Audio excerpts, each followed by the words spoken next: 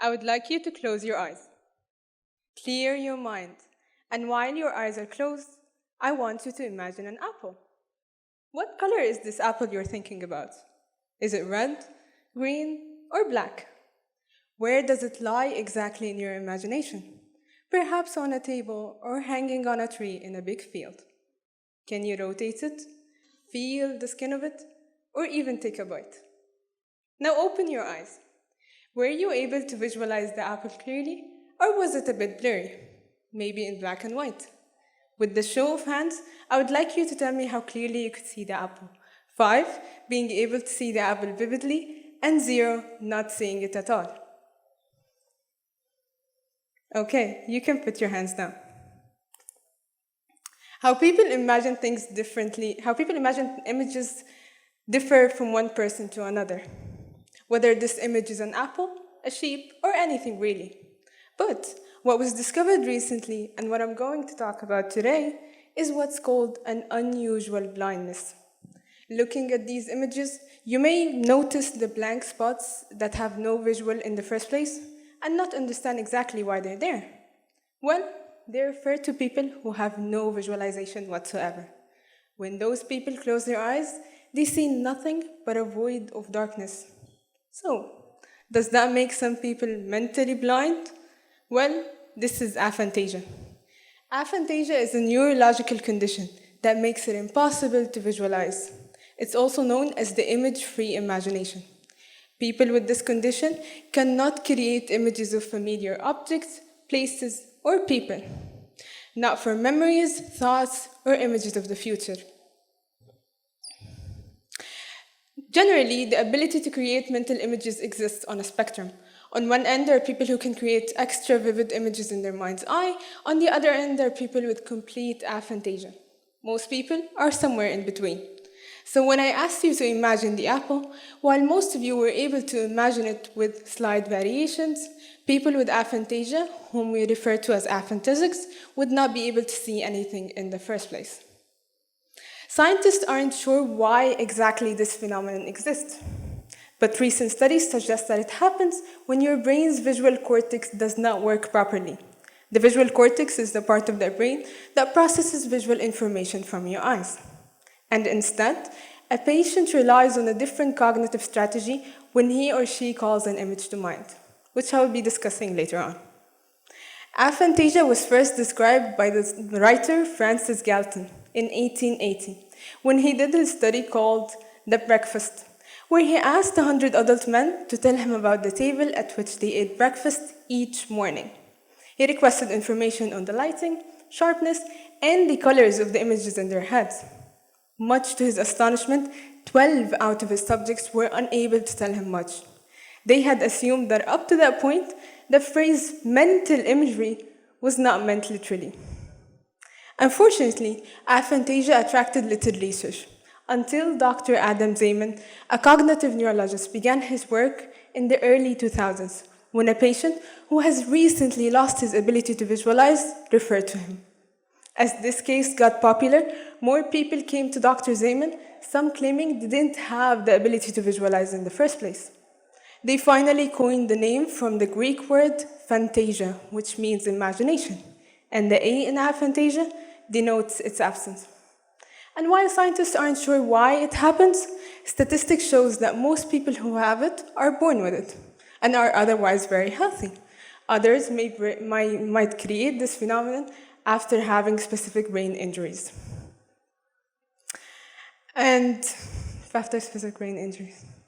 And only 3 to 5% of the population experience this phenomenon. And not to brag about it or anything, but I'm one of the small percentage. I have aphantasia myself. I figured it out recently when my sister made me do the same experiment I did with you at the beginning. She asked me to close my eyes, imagine an apple, describe it, etc. And honestly, the question was absolutely silly to me. I told her that it doesn't make sense. I know what an apple is. I'm thinking about what color it would be. But I don't see it when I close my eyes. It's just, I see the color black. That's what everybody sees when they close their eyes, right? And little did I know. Of course, we were both shocked for a couple of minutes because apparently she could create images pretty vividly in her head. While me, I couldn't even take the idea that some people can bring in visuals while their eyes are closed. We watched a couple of videos to try to understand what was absolutely wrong with me, and little by little I got to understand that phrases like go to your happy place or count the sheep so you get sleepy actually worked for some people, while to me, it was meant metaphorically. I got pretty much interested into the topic that I had to do my own little research about it to understand its aspects. And learning about this topic has helped me understand more and more things about myself and how I experience the world. And while some people with aphantasia realize they have it through conversations or reading about it like I did, some may live successfully with this inability without even noticing it. With that being said, is having aphantasia considered a flaw or a disadvantage in the first place? Well, let's take this into detail. How does having aphantasia affect us? Evidence points out that it affects everything from career and education choices to reduce PTSD sensitivity. And I'm about to be discussing major points. First, aphantasia and memory. When people normally cue a memory from mind, they're often able to imagine the events as if they're playing a video of it, as they recall specific images from the memory. In people with aphantasia, however, memories consist of listing of facts. For example, the names of the people they were with, or words that describe how they felt through the incidents. So generally, when people are asked to visualize a person or an object from memory, a network consisting of various brain regions is activated. Some of these regions are responsible for vision and memory. Others are responsible for error prediction and decision making. In the brains of aphantasics, the visual regions showed very little activity compared to the other regions, meaning that the brains of aphantasics are knowledge-based rather than visual-based. We store events and facts as listing of words, and when asked to recall them, the word comes to mind first rather than the visual. And we use a different strategy when remember things, and you might think that this different strategy could affect the quality of remembering negatively. However, many visual memory experiments showed otherwise. People with aphantasia, there was no significant difference between the results of people who had aphantasia and those who did not have it. But when all participants were asked how they got to the answer of these visual memory experiments, the strategies were quite different. People who can visualize claim that they just remembered the image and thus knew the answers. Aphantasics, on the other hand, used pretty much non-visual strategies, like geometry and clustering and grouping specific patterns. And while yes, short-term working memory, which is mainly about facts and semantics, is not affected negatively by aphantasia, episodic memory, which is mainly about things we have lived or possible scenarios of the future, can be negatively affected by aphantasia, as many people with this condition reported a reduced ability to remember the past and imagine the future. And our next point is aphantasia and creativity. Dr. Zeman initially presumed that visualization was central to the imaginative/creative process, which means that we would be immediately categorizing every person with this condition as a non-creative person, knowing that creativity is and will always be one of the most needed skills in our time.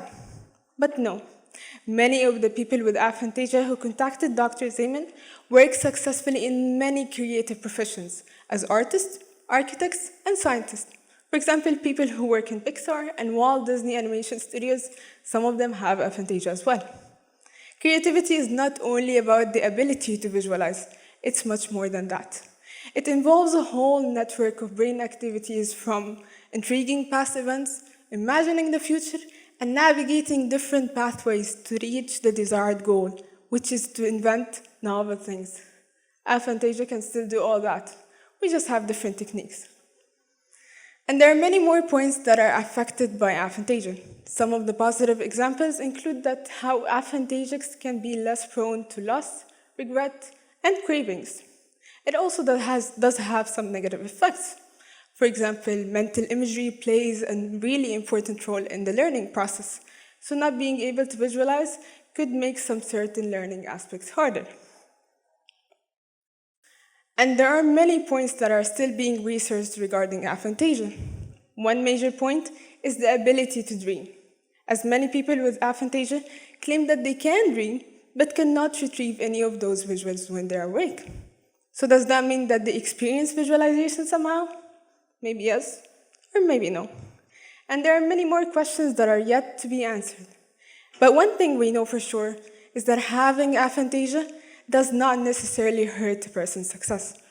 People from all walks of life experience this phenomenon, including ones in scientific and artistic careers. It is important to note that this is a normal variation of human experience, rather than a medical disorder that requires treatment. It's never a barrier to success. Our brains can very much adapt to every situation it's put in, that the word impossible shouldn't be in our dictionaries. And learning about this significant variation can help those who can visualize to not take it for granted and know how to manifest it wisely. And for those of you who can't visualize, to firstly, feel validated. If you're struggling out there, you have to know that you can work around it through hard work and passion, because nothing is impossible. And that you can work around it through hard work and passion, because nothing is impossible. Your path and working mechanism is just different. And different is never bad. It is what makes us unique. Thank you so much.